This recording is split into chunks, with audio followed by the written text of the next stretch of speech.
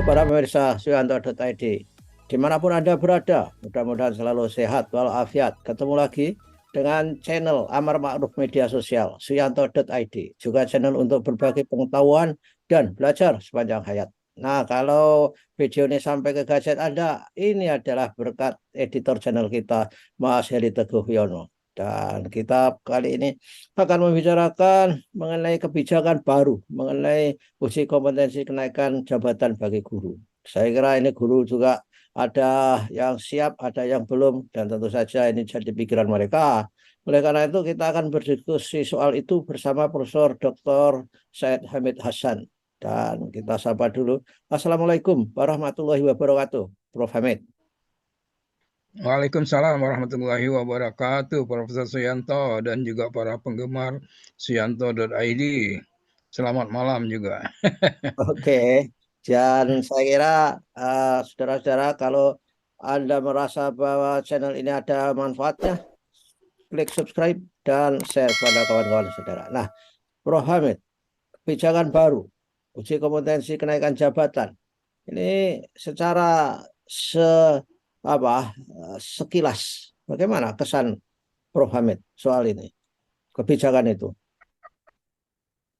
Jadi jadi secara konsep itu bagus ya, Hmm, bahwa guru dari guru muda ke guru madya, dari guru madya ke guru utama itu ada perubahan di dalam apa eh, tanggung jawab ini kan, dan untuk ya. itu barangkali memang mereka perlu memiliki kemampuan pada jabatan yang di atasnya itu. Hmm, Katakanlah kalau guru pertama itu dia tidak mempunyai fungsi manajemen, pada guru madya dia mempunyai fungsi manajemen, apalagi pada guru utama umpamanya. Nah, ini kan artinya dia harus tahu tentang hal itu gitu kan ya. hmm, ya. Dan tentu saja juga dengan persyaratan bahwa eh, proses pekerjaan yang dilaksanakan guru itu juga bagus. Itu Hmm, satu hal ya. ya. Nah, tetapi apakah itu harus melalui ujian? Hmm, Ini satu persoalan besar. Ya, hmm, kalau umpamanya kita baca soal-soalnya itu kan berdasarkan sebuah buku, sebuah bahan, dan berdasarkan itulah sebetulnya dikaji. Kalau kita lihat dari teorinya dan sebagainya, kemudian yang diuji itu persis sama seperti itu gitu ya. ya. Sehingga dengan demikian ini masalah kalau guru tidak dilatih. Hmm, Bagaimana dia bisa tahu? Kalau guru tidak diberi pengetahuan tentang itu, tidak diberi bahan itu, bagaimana dia bisa tahu? Nah, apakah ujian itu salah satu ini? Belum lagi soal-soal itu tidak berhubungan dengan ya. masalah kompetensi, kebanyakan pengetahuan.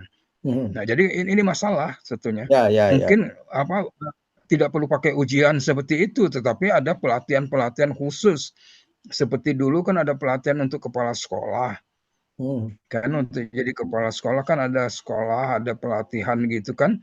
Mungkin cara itu lebih baik begitu ya. ya. Atau ada kursus online kan sekarang dengan model itu, walaupun tidak usah tatap muka kan, jadi lebih murah dan sebagainya.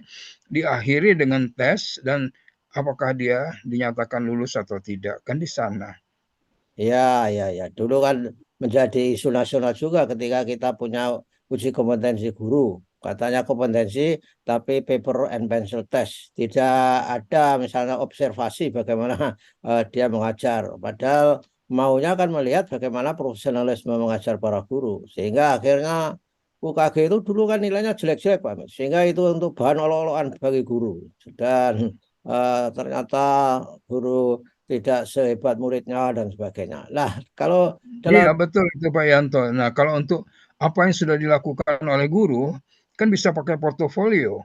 hmm, ya, Itu ya, yang sudah dia lakukan kan. hmm, Jadi tidak perlu ada ujian yang seperti sekarang khusus lagi tanggal sekian sampai tanggal sekian dan sebagainya. Coba. ya, ya, ya, ya. Dan persoalannya guru di tempat kita itu untuk upskilling ke skillnya itu kan tidak dibikin secara sistematik tentang continuing professional development mereka. Di Singapura itu guru kan setiap tahun mendapat hak untuk dilatih terhadap hal-hal baru, IT, kemudian konten, kemudian pedagogi itu 100 jam setiap tahun. Nah, kita kan belum, saya kira. Sebagian besar belum. Walaupun guru yang dilatih itu ya guru itu saja, akhirnya dulu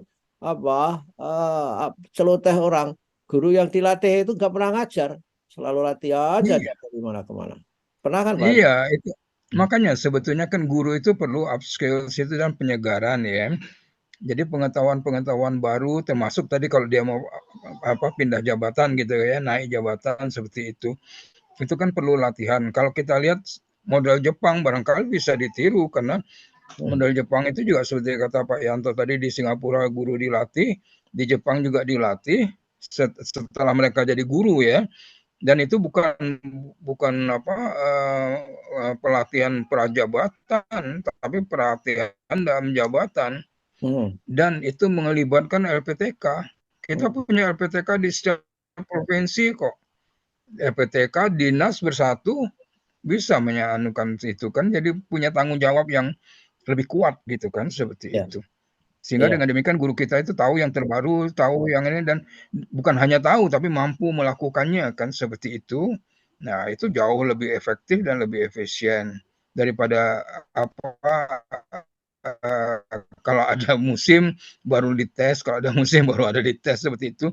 Dan yang dites kalau Pak Yanto lihat soalnya juga bukan tentang kompetensi tapi tentang pengetahuan dan tidak mungkin orang menjawab dengan skor tinggi kalau dia tidak membaca bahannya. Nah, Iya, sedangkan bahannya itu baru dibuat.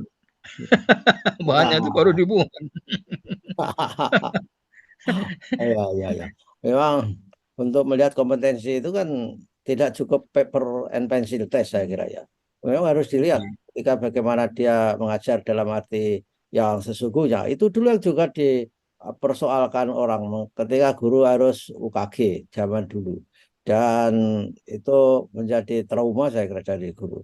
Nah, sekarang dengan UKKJ ini, uji kompetensi kenaikan jabatan ini, kira-kira menurut Pak Hamid, apa bagi guru ini akan dirasakan oke biasa-biasa atau bikin nervous juga Pak Hamid kira-kira dalam konteks keindonesiaan seperti saat sekarang ini?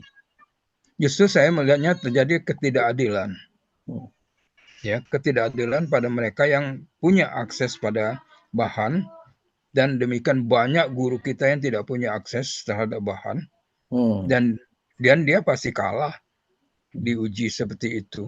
Hmm. Ya, dia akan dapat skor rendah karena dalam sistem penskoran itu memang tidak ada benar salah ya. Hmm. Semua benar tapi yang paling benar umpamanya dapat 5, yang berikutnya dapat 4, 3, 2 begitu kan. Nah, Hmm. tapi dia pasti dapat yang paling bawah karena soal-soal tadi itu diambil dari bahan yang mereka buat. Hmm. Ya. Hmm. Jadi mirip mirip masalah integritas umpamanya mirip dengan yang yang pemberantas korupsi itu. Ya, Hmm. seperti itu. Nah, masalah-masalah keterampilan sosial juga demikian, ya. Dan perubahan itu faktor yang menyebabkan perubahan dan sebagainya. Dan kita bisa pertentangkan juga sebetulnya jawaban itu, tapi karena apa yang dijawab paling tinggi itu adalah berdasarkan buku itu, berdasarkan sumber itu, kan payah jadinya. Ya, ya, ya. Itu. Jadi tidak fairnya bagi mereka yang tidak bisa akses pada materials itu ya. Jadi mereka tentu saja me- apa nggak tahu apa sebetulnya materinya. Jadi kalau menurut teori evaluasi, kalau misalkan orang dites terhadap konten yang dia tidak pernah belajar itu nggak fair banget, ya kan? Bukan nggak fair lagi, itu sama aja dengan bohong-bohongan saja gitu ya. Kita bukan menguji apa yang mereka seharusnya miliki. Jadi validitasnya di mana gitu. Ya, ya. Atau paling tidak kebijakan itu mengumumkan, hey, kalian akan saya tes dengan materi saya pelajari buku ini. Ah, gitu agak agak lumayan kali itu, ya. Iya, artinya dia belajar materi itu kan yang akan diujikan. Hmm. Nah, Ya, itu kan poinnya kan di sana. Sekarang materi itu ada pada mereka tapi tidak semua guru akses pada materi itu. ya, Bagaimana coba? ya mudah-mudahan lah. Mudah-mudahan mendengar pembicaraan kita, Pak Amit, membuat kebijakan sehingga persoalannya bukan kita memandang itu menyulitkan guru, tapi itu memang layak dilakukan. Semua profesi di negara-negara maju itu selalu suatu saat diuji secara periodik, saya kira. Di Amerika itu sampai mekanik aja juga diuji. Jadi bengkel-bengkel itu juga diuji kompetensinya. Apalagi dokter dan guru juga ya, saya kira, untuk mengambil tes kompetensinya itu. Jadi di sini pun juga layak, namun bagaimana menjaga fairness tadi. Bukankah begitu, Pak? Iya, kan kalau kita lihat di Amerika kan guru itu punya sertifikat guru dan punya lisensi untuk Hmm. mengajar di public schools kan. Nah, lisensinya ini yang menyebabkan dia terus diuji tadi kan Pak Yanto. Ya, ya. Artinya kalau dia tidak memenuhi persyaratan, dia ini tetapi kan materi yang diuji untuk lisensi itu sama seperti kedokteran, sama seperti juga pilot, penerbang, itu kan tersedia.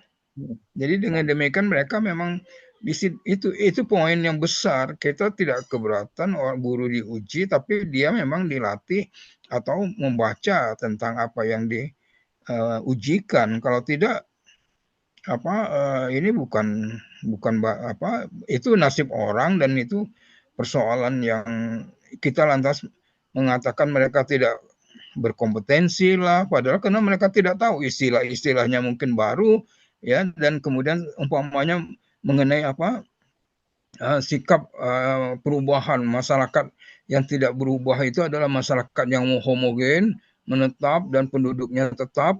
Nah, teori mana ini kan? Coba. Oke lah.